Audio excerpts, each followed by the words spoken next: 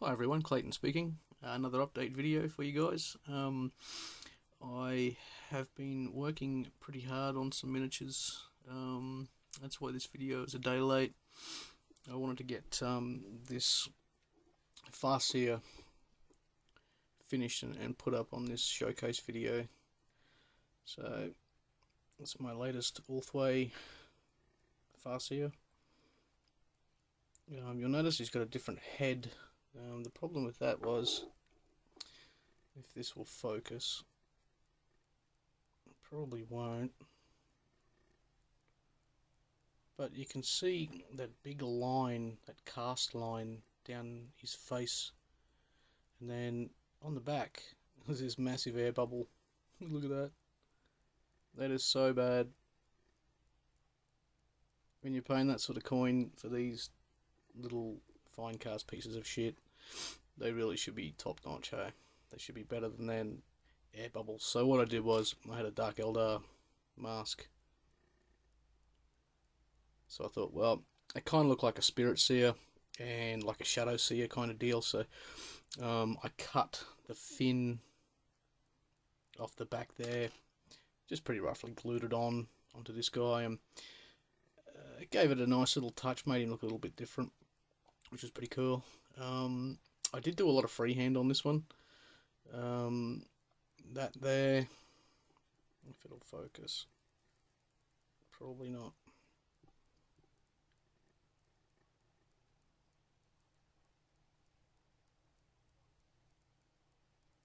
Yeah, you can see that.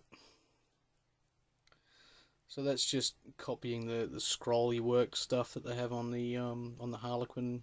I think it's the Harlequin things, but I did some freehand on the back. It is a little bit wobbly. I do I do admit to that. There's a few bits here and there that oh, and I just noticed, is it a black? Oh man. Bugger. That's a missed brushstroke. Yeah, so freehand, did the eye of Isha. This is the Ulthwe symbol. Then I just did two little on either side, just a yin and yang symbol. Then I did the Crystalline Blades for the Witch Blades. I like to do the crystalline look. I pretty much do it on all my Farseers. So. And yes, I know it's shiny. I know the only gloss I've got at the moment, or varnish I should say, is it's not a gloss varnish, but it I don't know, what's it called? Hard coat, and it's just come off glossy as. So I'm gonna pop down the shops tomorrow and buy some matte varnish and sort that out, because I really do not like that glossy look. You can tell the difference. I haven't varnished the head, but I've varnished the rest of it anyway. So there you go. It's the new Farseer into my council. That makes Farseer number 12, I think. I've really no idea anymore. Lost count.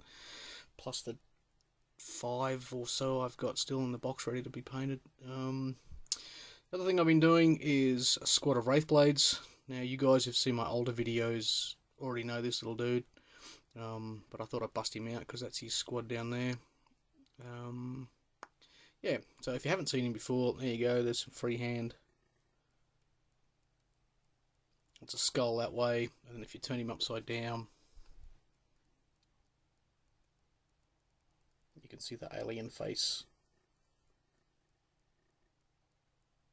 See the face there?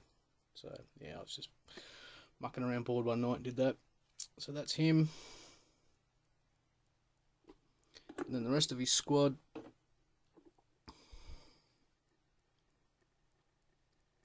Just did the again, the Crystalline Blades.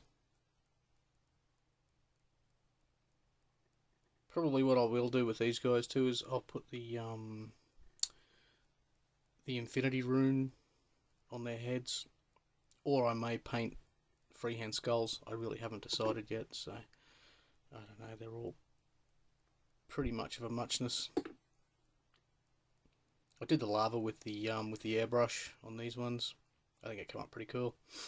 pretty happy with that. So, but they're only tabletop. I hardly ever use Wraith Guard anyway. I'm more of a Guardian guy. I like stick to the fluff of Ulthwe and use a ton of Guardians, sometimes to the tune of 120 in a game.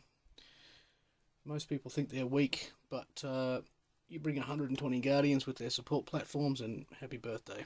They're pretty friggin' awesome, actually. And last but not least, as promised in the last video, guys, is... Whoops. My Warp Hunter. So, yep. Same thing as the other tanks, really. The black, with the weathered and aged bone effect. Did a lot of different techniques on this one. I used the airbrush on the intakes and a lot of these little vents and outlets. Also on the canopy, I just did some gradation of blues. And then over the top of the airbrushing, I used just a dry brushing technique with a different blue. Yeah, I did a crazy amount of gemstones on this as well because it's a Warp Hunter, so I thought, why not do a ton of gemstones? Because I like doing them. You can see on the canopy there. So yeah, and I just did these big things as sort of like, kind of like warp crystals, in my mind anyway. Makes sense to me. So lots of different techniques. There's airbrushing, dry brushing, the streak technique that I do with the sepia wash. Plenty of decals. No freehand on this one, but plenty of detail.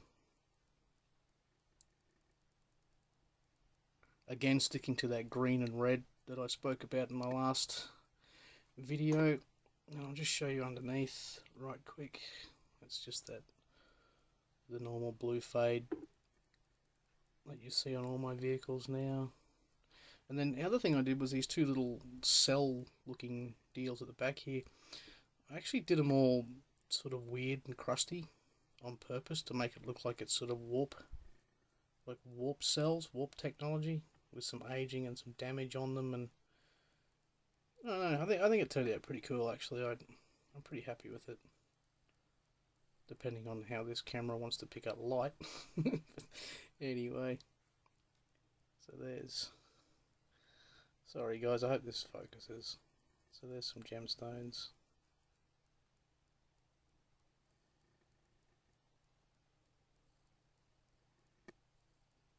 Nope, doesn't want to focus, doesn't want to play nice. So there you go. There's an 8-minute video. I apologise for that. Waffled on with a lot of crap. Right, well, thank you very much for watching. Like, comment, subscribe if you like what you see. I do like reading your comments too, and I do reply to all of them. So if you do like it, just leave me a comment. And if you don't like it, leave me a comment. The comments spur me on to paint more stuff and try out different things. And I did say I'm not doing freehand on my vehicles, so I'm going to stick to that. But on the on my Farseers, and I've got an Autark coming up soon, there will be freehand on that. So stay tuned. Let me know what you want to see me paint Eldar wise, and I'll see if I can make it happen. Cheers, guys.